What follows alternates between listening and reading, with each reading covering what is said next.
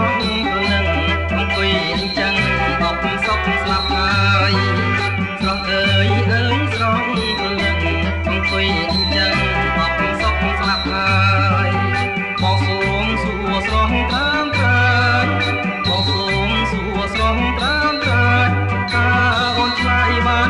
ឬមិនបាន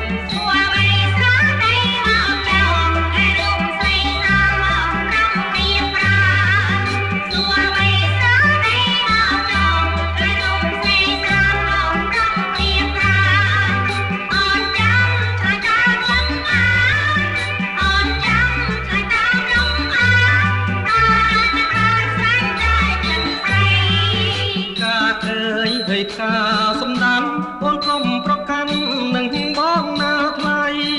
បងស្រឡាញ់អូនស្ទើរតែខ្សែសូមអូនប្រណីដល់ចិត្តបងផង